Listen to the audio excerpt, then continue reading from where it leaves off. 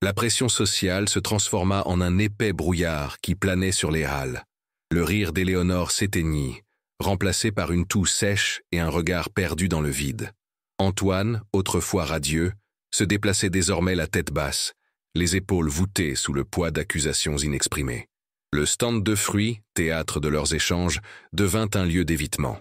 Les habitués détournèrent le regard, marmonnant des excuses hâtives en achetant leurs légumes aux autres étals. La douce odeur des fruits mûrs semblait désormais chargée d'une note amère. Madame Dubois, la boulangère aux joues roses et à la langue acérée, qui offrait autrefois à Éléonore un croissant frais chaque matin, la saluait à peine, son regard trahissant son jugement. Le cliquetis des pièces dans la caisse enregistreuse d'Antoine semblait résonner dans un silence gêné. La solitude autrefois partagée dans les confidences se transformait désormais en isolement public. Éléonore tenta de discuter, les yeux embués de larmes, mais ses paroles se perdirent dans l'indifférence. « C'est un bon garçon, un ami. Il me lit du Rilke », insista-t-elle d'une voix tremblante. Mais personne ne voulait entendre parler de poésie. On voulait entendre parler d'argent, d'un jeune opportuniste exploitant la fragilité d'une femme âgée. Le simple geste d'Antoine, qui avait aidé Éléonore à porter ses bagages chez elle, autrefois un geste chevaleresque, devint la preuve de son influence sur elle, de son emprise. La situation atteignit un point critique lorsque l'un des neveux d'Éléonore, un avocat ambitieux du nom de Thierry, demanda une évaluation psychiatrique pour sa tante, invoquant une incapacité à gérer ses propres affaires et une vulnérabilité à la manipulation. Le document officiel, remis par un messager au milieu du marché, fut l'élément déclencheur officiel qui plongea leur relation dans un abîme encore plus profond. Le papier, aux armes du tribunal, rappela avec horreur la gravité des accusations. La scène, dont des dizaines de commerçants et de clients furent témoins, transforma le quotidien en un véritable champ de mines. Le regard d'Éléonore à la lecture de l'avis exprimait la trahison et le désespoir. Antoine sentit le sol se dérober sous ses pieds, non seulement par humiliation, mais aussi par la peur des conséquences pour Éléonore. Les rumeurs se multiplièrent, prenant des teintes plus sombres. Il ne s'agissait plus seulement d'une étrange histoire d'amour, mais d'une escroquerie flagrante, d'une exploitation inhumaine. L'expertise psychiatrique alimenta un feu de spéculation. Le médecin, un homme à l'air las, rendit visite à Éléonore dans son appartement, véritable nid de livres et de souvenirs, où les effluves de lavande et de vieux papiers luttaient contre l'odeur de moisi. Il posa des questions indiscrètes, ignorant la clarté de ses réponses, la lucidité de son esprit encore vif. Antoine, incapable d'approcher, attendait anxieusement dehors, l'impuissance le rongeant. Il vit ses voisins l'observer à travers les rideaux, le visage déformé par la méfiance. Ce moment, avec Éléonore coincée chez elle et Antoine ostracisé dans la rue, marqua le point médian qui intensifia le malentendu. La communauté disposait désormais d'un document pour justifier son jugement. Malgré l'hostilité, Antoine n'abandonna pas Éléonore.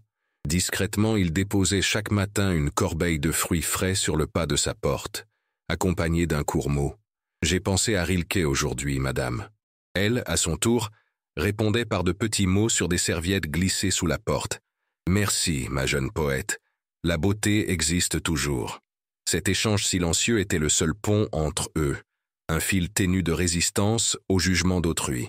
Les objets récurrents, les mots et les fruits, devinrent des symboles de sa loyauté indéfectible, mais aux yeux des observateurs, ils n'étaient qu'une preuve supplémentaire de l'influence d'Antoine. La vérité, le secret de ses origines, reposait sous des années de silence et un acte de courage que personne aux Halles n'aurait pu imaginer. Éléonore, dans sa jeunesse, avait été résistante pendant la guerre, hébergeant des familles juives chez elle, au péril de sa vie. Un jour, une jeune mère, désespérée et seule, frappa à sa porte, un bébé affamé dans les bras, fuyant une patrouille. Éléonore la cacha, la nourrit, et avec l'aide d'un réseau secret, réussit à la mettre en sécurité, mais pas avant que la mère ne fasse un serment. « S'il m'arrive quelque chose et que mon fils survit, je vous en prie, prenez soin de lui. Il s'appelle Antoine. » Sa mère ne fut plus jamais revue. Éléonore, alors jeune institutrice, n'eut jamais d'enfant, et ce serment devint le but de sa vie. Elle le chercha pendant des décennies, Jusqu'au jour où, au marché, elle aperçut un jeune homme vendant des fruits, avec les mêmes yeux brillants que la mère qu'elle avait sauvée.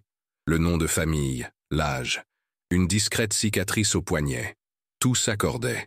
La leçon de français ne visait pas à apprendre une langue qu'elle maîtrisait déjà, mais à se rapprocher, à tenir une promesse faite plus de 70 ans auparavant.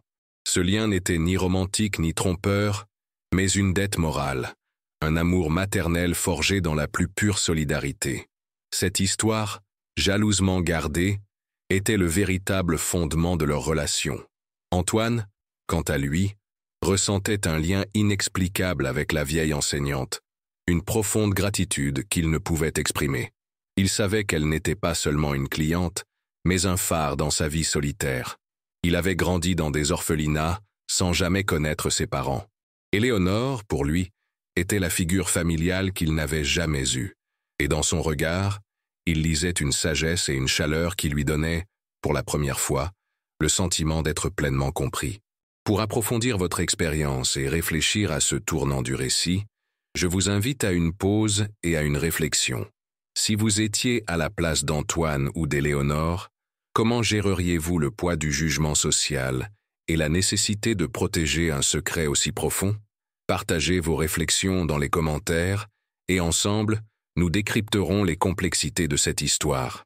La tension était à son comble dans la petite salle d'audience du palais de justice de Lyon, un lieu où la lumière du soleil semblait peiner à pénétrer, laissant une atmosphère lourde et poussiéreuse. Les chaises en bois dur et ciré craquaient sous le poids des quelques personnes présentes. Thierry, impeccablement vêtu de son costume sombre, était assis à côté d'un avocat commis d'office, l'air serein et confiant. De l'autre côté, Éléonore, visiblement frêle mais avec une lueur de défi dans le regard, était accompagnée d'un avocat commis d'office, un jeune homme à l'air las. Antoine, quant à lui, était cité comme témoin, le cœur battant à tout rompre, l'odeur du vieux papier et du cirage irritant ses narines. Le juge, un homme d'âge mûr portant de fines lunettes sur l'arête du nez, feuilletait les documents avec une lenteur exaspérante. Seul le frottement d'une chaise ou un soupir étouffé rompait le silence. D'une voix ferme et articulée, Thierry commença à exposer son cas, décrivant la vulnérabilité de sa tante et l'influence indue d'Antoine. Il cita les notes, les fruits, l'insistance d'Éléonore sur les leçons de français inutiles. Chaque mot était une pique, un renforcement du stigmate qui pesait déjà sur eux. Éléonore écoutait, la tête haute, mais ses doigts tremblaient légèrement sur le tissu de sa robe. Quand vint son tour de parler, sa voix, quoiqu'un peu rauque, portait l'autorité d'un maître ancestral. Elle réfuta les accusations avec dignité, mais sentit ses paroles se perdre dans le scepticisme général. « Antoine est un ami, un confident. Il me procure de la joie. Il n'y a rien d'inapproprié, déclara-t-elle, les yeux fixés sur le juge. C'est alors que l'avocat de Thierry, cherchant à discréditer encore davantage Éléonore, mit en doute sa mémoire, son jugement. « Madame, avec tout le respect que je vous dois, votre âge avancé ne vous rend-il pas sujette à l'oubli, à la confusion ?» Éléonore prit une profonde inspiration, et une expression lointaine, presque ancestrale, emplit son regard. Le parfum de lavande qu'elle portait, habituellement doux, semblait s'intensifier dans la pièce étouffante. « Monsieur, » commença-t-elle, sa voix prenant une force inattendue, « il y a des choses que la mémoire retient avec une clarté que le temps ne peut effacer. Et il y a des promesses que le cœur n'oublie jamais. » Puis, avec un calme surprenant, elle commença à raconter, non pas à propos d'Antoine, ni du marché, mais d'un lion d'il y a des décennies, sous l'ombre de l'occupation. Elle parla de courage, de peur, de portes s'ouvrant dans l'obscurité, du murmure des non-juifs et de la fumée froide des matins d'hiver. Ces mots brossèrent un tableau saisissant, mais le juge et les avocats semblaient confus, impatients. Thierry secoua la tête, un léger sourire de dédain aux lèvres. Antoine, assis à la barre, ressentit un frisson. Il ne l'avait jamais entendu parler du passé avec autant d'intensité. Ses yeux verts, habituellement expressifs, étaient fixés sur elle, essayant de déchiffrer le mystère. Un jour, continua Éléonore, la voix étranglée par l'émotion contenue, une jeune mère, un bébé dans les bras, a frappé à ma porte. Désespérée. Elle fuyait, je l'ai cachée, pendant des jours. Et quand je l'ai aidée à fuir, elle m'a fait promettre, « S'il m'arrive quelque chose et que mon fils survit, je vous en prie, prenez soin de lui. Il s'appelle Antoine. » Un lourd silence s'abattit sur la salle. Le grincement des chaises cessa. Le juge retira ses lunettes et regarda Éléonore, puis Antoine, qui avait pâli. L'avocat de Thierry tenta de l'interrompre, prétextant que ce n'était pas pertinent. Mais le juge le fit taire d'un geste. « Je n'ai jamais eu d'enfant, » dit Éléonore, la voix désormais chargée d'émotion. « Mais cette promesse est devenue le but de ma vie. Je l'ai cherché pendant des décennies. Et puis, un jour, au marché, il était là, avec les mêmes yeux, la même cicatrice subtile au poignet que sa mère m'avait décrite. Ce bébé, c'était Antoine. Mon Antoine. » La révélation frappa la salle comme un éclair. Le visage de Thierry se crispa sous le choc et l'incrédulité. L'avocat de son neveu resta stupéfait. Antoine, les yeux embués de larmes, fut submergé par un tourbillon d'émotions. La vérité sur ses origines, le sacrifice de sa mère, la loyauté indéfectible d'Éléonore. C'était comme si un voile s'était arraché de sa vie. Leur relation, jusque-là perçue comme une imposture, était complètement recontextualisée. Ce n'était ni une histoire d'amour ni une supercherie, mais une dette morale, un amour maternel forgé dans la plus pure solidarité, une promesse accomplie au fil de décennies de recherche. Le juge, après un long moment de réflexion, s'éclaircit la gorge. La vérité était crédible, chargée d'une émotion si vive qu'elle était impossible à ignorer. Il demanda à Éléonore de fournir davantage de détails. Les noms des réseaux de résistance, tout document susceptible de corroborer son récit. Elle lui montra un vieux journal intime, conservé depuis des années dans son appartement, où elle avait consigné les détails de cette journée fatidique. La scène, censée marquer la condamnation d'Antoine, bouleversa le scénario, transformant le jugement hâtif en une profonde et douloureuse prise de conscience. La nouvelle de la révélation se répandit aux halles comme une traînée de poudre, mais cette fois, un feu de honte et d'admiration. La communauté, autrefois si prompte à juger, était désormais sous le choc. Madame Dubois, la boulangère, sentit une boule se nouer dans sa gorge. L'odeur du pain frais qui s'échappait de son étal se mêlait maintenant au goût amer du regret. Les murmures n'étaient plus de la malice, mais de la culpabilité et de l'étonnement. L'histoire d'Éléonore, son courage dans la résistance et sa promesse vieille de plusieurs décennies avaient complètement redéfini la perception de chacun. Thierry, le neveu, tenta de minimiser l'impact, prétextant que sa tante était peut-être encore confuse, mais les preuves contenues dans le journal d'Éléonore, avec noms et dates, et la confirmation d'un historien local concernant le réseau de résistance et les familles hébergées, étaient irréfutables. La cicatrice au poignet d'Antoine, autrefois un simple détail, devint la preuve physique d'une promesse qui traversa les générations. Antoine, stupéfait par la vérité, ressentit un mélange accablant de gratitude et de tristesse.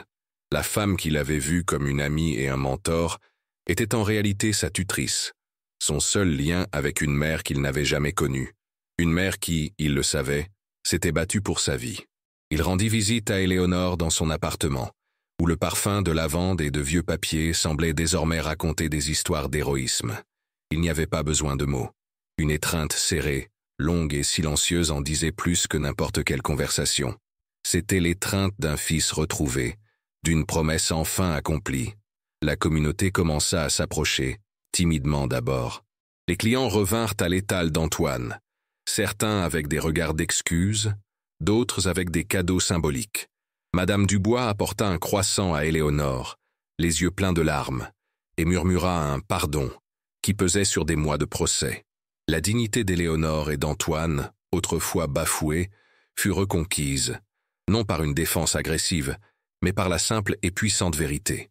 Éléonore, avec sa sagesse innée, ne cherchait ni vengeance ni ressentiment. Elle continuait simplement à vivre, le regard plus serein, la paix intérieure palpable. Antoine, à son tour, trouvait un nouveau but. L'histoire de sa mère et la résilience d'Éléonore l'inspirèrent à écrire, non seulement les poèmes qu'il partageait avec elle, mais aussi l'histoire de sa propre famille, l'histoire d'une promesse. Il commença à consigner ses souvenirs, les mots d'Éléonore, les détails de son enfance, transformant la douleur en art. Le marché des Halles, autrefois théâtre de commérage et de condamnation, devint un espace de réflexion. L'étal d'Antoine, avec ses fruits colorés, rappela silencieusement que les apparences peuvent être trompeuses et que la véritable histoire d'un être humain se raconte rarement au premier regard. La relation entre Éléonore et Antoine s'épanouit ouvertement, sans suspicion. Ils poursuivirent leur leçon de français, mais Antoine lui lut désormais non seulement Rilke, mais aussi des extraits de son propre manuscrit, d'une voix douce et pleine d'un amour qui transcendait le temps et les conventions. C'était un héritage de courage, de loyauté et de capacité humaine à voir au-delà du superficiel. La transformation du marché des Halles était palpable. Le parfum des épices et des fleurs fraîches semblait plus léger, moins chargé de rumeurs. Les regards qui auparavant se détournaient d'Antoine le regardaient désormais avec un respect nouveau, presque révérencieux. Le stand de fruits, autrefois symbole de scandale, était devenu un point de curiosité et, pour beaucoup, une admiration silencieuse. Les clients qui avaient évité Antoine pendant des mois s'approchaient maintenant avec des sourires gênés et des excuses implicites, achetant plus que nécessaire, comme pour rattraper le temps perdu dans leur jugement. Madame Dubois, la boulangère, commença à déposer chaque matin un croissant supplémentaire dans la corbeille de fruits d'Antoine, en signe de pénitence et d'affection. Elle et d'autres commerçants, qui avaient contribué au concert d'accusation, défendirent désormais Éléonore et Antoine avec la même véhémence qu'auparavant. L'histoire de la promesse de guerre d'Éléonore et du sort d'Antoine devint une légende murmurée parmi les étals, un rappel constant des profondeurs cachées de la vie d'autrui. Antoine, le cœur encore lourd de cette révélation, mais aussi débordant d'une immense gratitude, se lança à corps perdu dans son projet d'écriture. Ses leçons de français, avec Éléonore, devinrent des séances de récit, où il notait méticuleusement chaque souvenir, chaque détail de sa vie, son enfance en Provence, ses années d'enseignante passionnée, et, bien sûr, les jours sombres de la Résistance. Il n'écrivait pas seulement l'histoire de ses propres origines, mais tissait un hommage à la femme extraordinaire qui avait été sa protectrice pendant des décennies, même à son insu. Les notes, autrefois des échanges secrets, étaient désormais ouvertes, Éléonore corrigeant délicatement la grammaire d'Antoine et ajoutant des détails sensoriels dont elle seule pouvait se souvenir. L'odeur de la poudre dans l'air froid, la texture du tissu recouvrant le visage du bébé Antoine, le goût du pain rationné. Éléonore, quant à elle, trouva une paix qui transcendait l'âge. Le poids d'un secret longtemps gardé s'était levé. Ses yeux, autrefois voilés par la tristesse du jugement, brillaient désormais d'une sérénité lumineuse. Elle voyait en Antoine non seulement le fils de sa promesse, mais aussi le prolongement de son propre héritage, l'écho de son courage et de son amour transmis de génération en génération. Son appartement, autrefois havre de solitude, devint un sanctuaire de souvenirs partagés, où le temps semblait s'arrêter. Le contact de ses mains ridées avec celles des jeunes d'Antoine, tandis qu'il feuilletait ses vieux journaux intimes, était un lien visible dans une histoire qui défiait la superficialité. Il n'était plus seulement une femme âgée et un jeune homme, mais un réseau complexe de destin, de sacrifices et d'amour inconditionnel. L'histoire d'Éléonore et d'Antoine, désormais pleinement révélée, devint un murmure inspirant qui se répandit dans tout Lyon. L'ancien professeur de lettres et le jeune marchand de fruits, autrefois la cible des ragots, étaient désormais des personnages d'une dignité tranquille, dont les vies complexes étaient riches d'enseignements précieux. Thierry, le neveu, après les preuves irréfutables du journal et du témoignage de l'historien, retira ses accusations. Sa réputation, cependant, fut ternie par la frivolité de son procès. Il s'en alla, rongé par la honte, rappelant avec force les conséquences de la primauté des intérêts matériels sur la vérité humaine. Antoine, aux côtés d'Éléonore, se consacra avec ferveur à ce livre. Les pages regorgeaient non seulement de faits, mais aussi des émotions, des peurs et de la résilience de sa mère biologique et de celle qui l'avait protégée.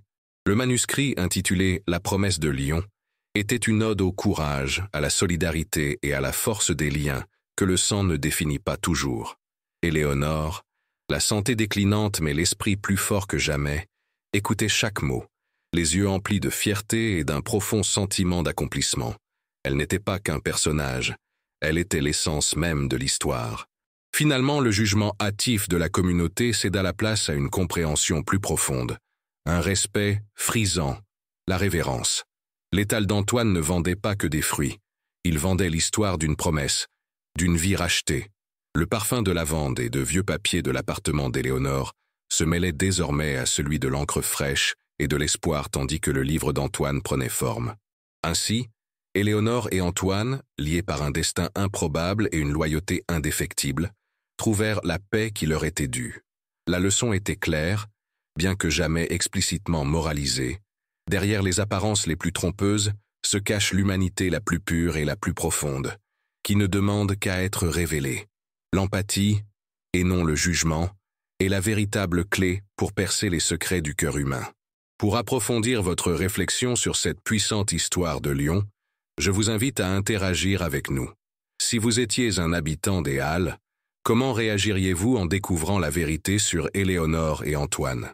Dans votre propre vie, comment un jugement hâtif a-t-il affecté votre perception d'une personne ou d'une situation? Quel geste de loyauté dans la relation centrale, Éléonore et Antoine, résonne le plus en vous et pourquoi? Ce récit change-t-il votre point de vue sur la manière dont nous gérons les rumeurs et les commérages dans nos communautés? N'oubliez pas d'aimer cette vidéo, de laisser un commentaire avec vos réponses et de vous abonner à la chaîne pour plus d'histoires qui nous font réfléchir sur la complexité de la vie.